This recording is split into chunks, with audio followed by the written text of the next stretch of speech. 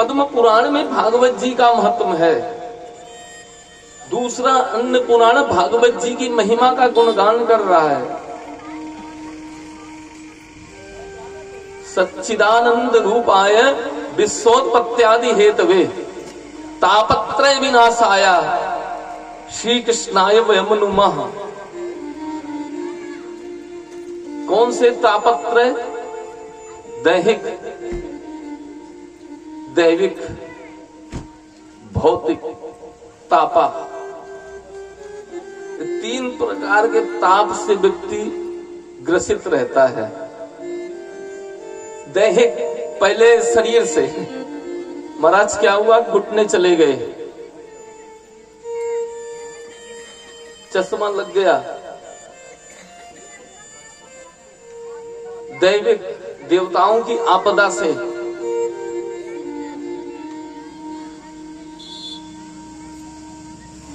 और भूत प्रेत इत्यादि से भी बाधित व्यक्ति रहता है।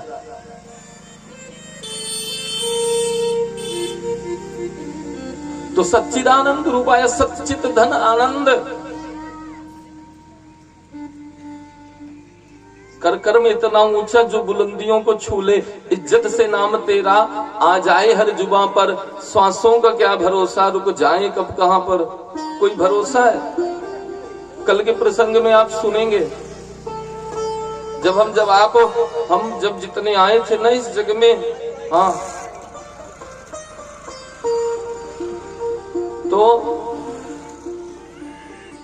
भगवान से ही प्रार्थना करते थे कि गोविंद हमको इस नरक रूपी पेट से बाहर निकाल दो। जीवन की सत्यता भी यही है। कहते हैं हम लोग, कपिल देव जी के प्रसंग में आएगा, कहते हैं रूरु एते गते ज्ञानम विपरीताम गतिम गतः। रोते हैं गोविंद हमको बाहर निकालो। क्यों? क्योंकि गर्भवासे समम दुखम न भूतो न भविष्यति। गर्भवासे, जितना गर्भ में दुख होता है, तो जब आप एक व्यक्ति को सूली में लटका दो,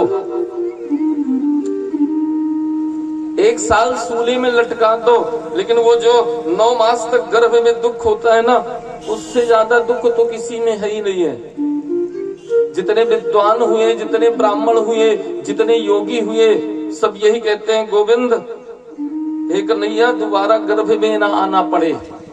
सबसे बड़ा दुख क्या है? गर्भवासे समम दुखम। तो जीव की गति क्या है? भगवान की याद तो बहुत करता है, लेकिन जैसे आ जाता है बाहर ना, तो मैं और तोर तोर कही माया। भूमि परत भा डावर पानी, जीवी जीव ही माया लपटानी। जैसे आकाश से तो अच्छा पानी गिर रहा है, लेकिन अब स्थान पता नहीं कौन सा है।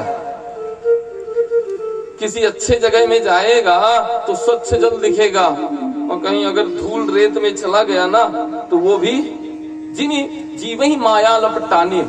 केवल इतनी सी बात है। तो भागवत क्या करती है? भागवत क्यों सुने? प्रथम, भागवत मुर्दे की बात तो छोड़ो जी, जिंदे को भी तार देती है। मुर्दे की छोड़ दो, जिंदे को भी तार देती है। वृंदावन में पता है, वृंदावन में ऐसे हजारों संत भागवत की शरण में रह करके, घर बार छोड़ करके भागवत जी का पाठ ही करते हैं। वृंदावन की बात बता रहे, और भी कई स्थानों पर।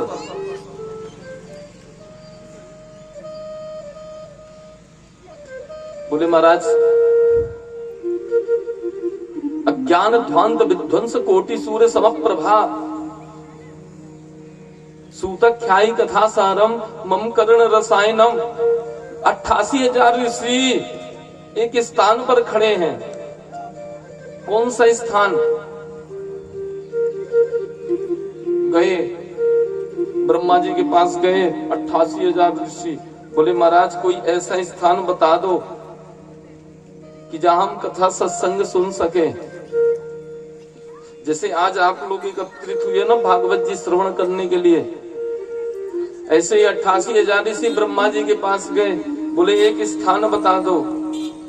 ब्रह्मा जी ने अपना चक्र छोड़ा, नेमिसे सूत मासीना मभिवाद महामतिम, एक चक्र छोड़ा, वो जाकर के नैमिषारण्य में रुक गया।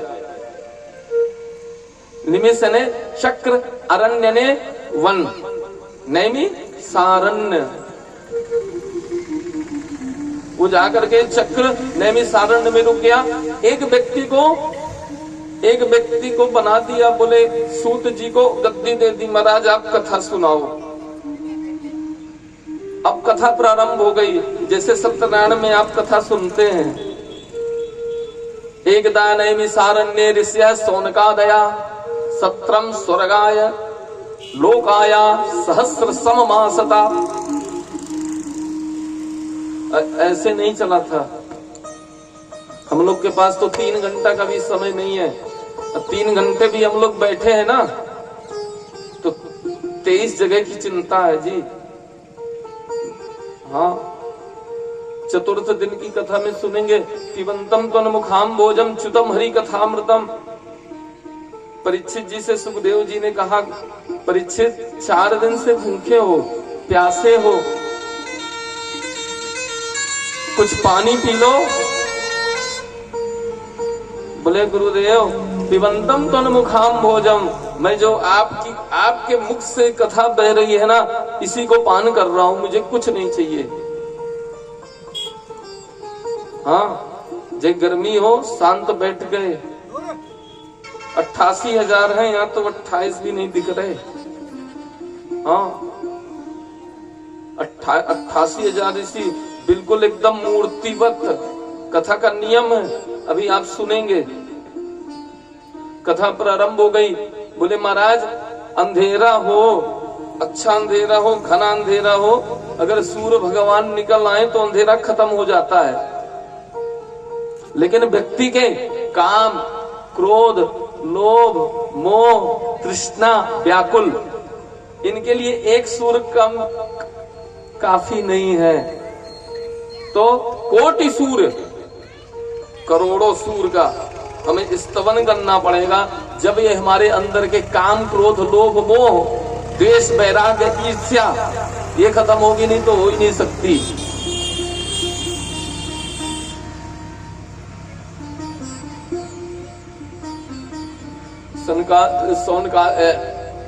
सनकादियों ने कहा, महाराज ये कथा प्रारंभ कैसे हुई? बोले एकदा हि विशालायाम चत्वारि ऋषयो मला सत्संगार्थम समायाता दद्रसुस्तत्र नारदम। एकदा हि विशालायाम, एक बार विशालापुरी में सनक, सनंदन, सनातन, सनत कुमार, ये 4 ब्रह्मा जी के मानस पुत्र हैं, छोटे छोटे।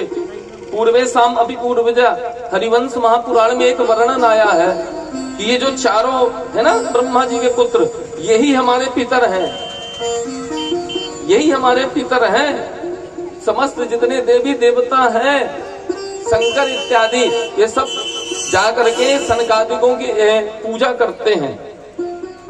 कभी श्राद्ध तर्पण करिए ना, जब वो आपको ब्राह्मण देवता आचार्य गण बताएंगे, सनक, सनंदन, सनातन, सनातन, सनत कुमार, ये हमारे चारों पूर्वज हैं। इनसे ब्रह्मा जी ने कहा जाओ सृष्टि करो। बोले क्यों? जाओ शादी करो, बच्चे पैदा करो और सृष्टि का आरंभ कर दो। सनकादिकों ने कहा पिताजी हमें ये सब अच्छा नहीं लगता। बोले नहीं, तुम्हें तो करना ही पड़ेगा। बोले जब तुम बड़े हो जाओगे ना तो विवाह तो होगा ही तुम्हारा। सनकादियों ने कहा जब हम बड़े होंगे तभी तो होगा ना, हम बड़े ही नहीं होंगे, हम हमेशा छोटे ही रहेंगे। पंचहायन संयुक्ता, 5 साल के हैं। अच्छा, विशालापुरी में रहते हैं। विशालापुरी जानते हैं? नहीं जानते, कोई नहीं जानता होगा, मेरे को पता है। इतने हैं इसमें, मेरी नजर में तो बहुत लोग बैठे, हमारे परीक्षित जी भी, ये भी जा चुके हैं वहां तक, लेकिन जानते नहीं है। क्यों नहीं जानते? हाँ, क्योंकि जानना ही नहीं चाहते। विशालापुरी का मतलब है बद्रीनाथ। अब तो सब जान गए होंगे, गए हैं ना? हाँ, विशाल नाम के राजा थे, उनके नाम से ही एक बद्रीनाथ का नाम विशालापुरी पड़ा। हम अपने इतिहास ही को भूलते जाते हैं। अब विशालापुरी में क्या देखते हैं? नारद जी ना, नारद जी घबराए हुए से, दौड़ते हुए, विचलित मन से सूत जी ने कहा, ये सावधानी से सुनो। बिल्कुल सावधान शब्द आया है। सावधान में तो जानते ही आप लोग कैसे रहा जाता है, बोलते हैं ना, सावधान विश्राम। सावधान, बिल्कुल सावधान हो जाइए। ये 88,000 ऋषियों के लिए नहीं है, ये आप लोग के लिए भी है। सावधान तया श्रुणु, सूत जी कहते हैं आप लोग बिल्कुल सावधान होकर के सुनिए। विचलित नारद जी इधर उधर भागते हुए, झटपटाते हुए जा रहे थे, तो देखा, सनकादिकों ने देखा, अरे भैया तुम कहां? ब्रह्मा जी के 10वें तत्र नारदा, नारद जी जो है ना 10वें पुत्र हैं। नारद जी से कहा तुम कहां? अब देख करके नारद जी ने कहा, महाराज,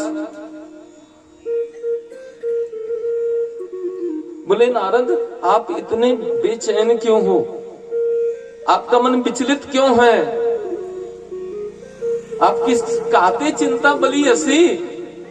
आप किस चिंता में विलुप्त हो?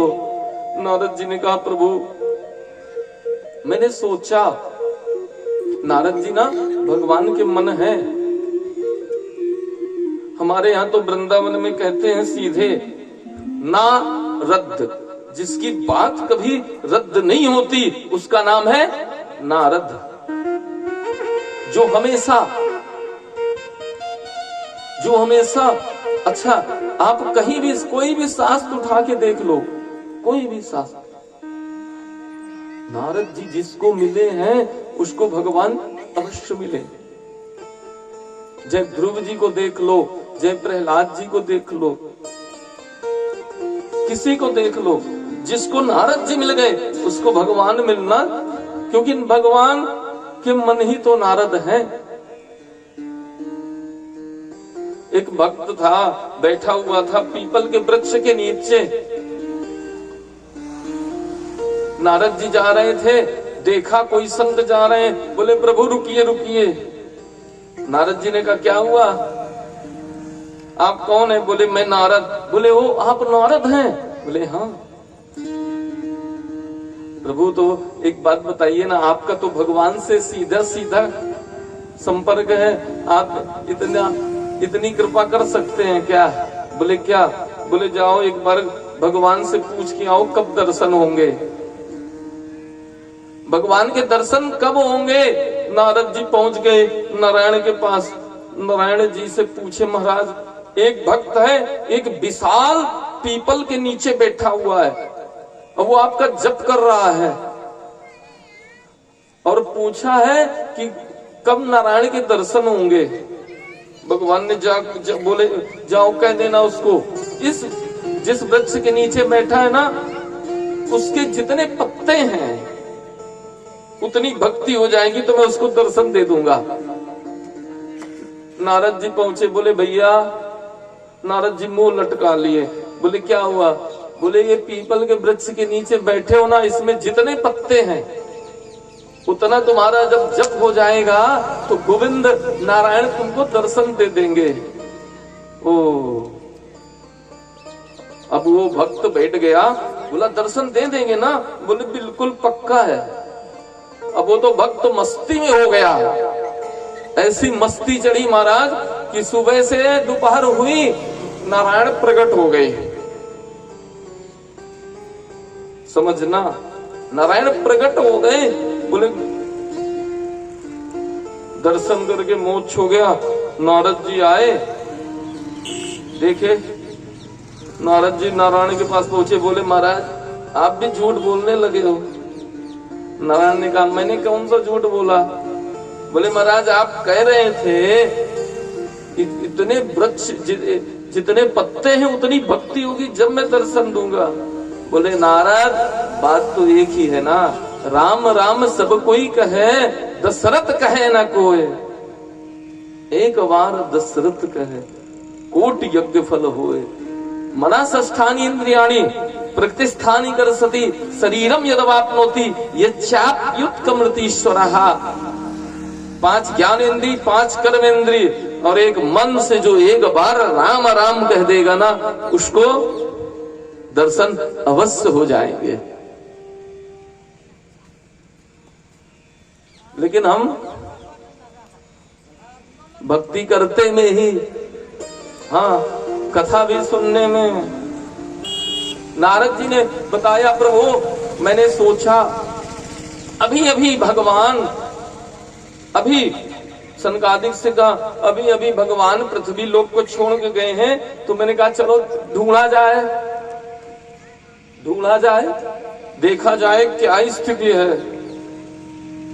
मैं काशी, गोदावरी, प्रयागराज, विशाला, ब्रह्मपुरी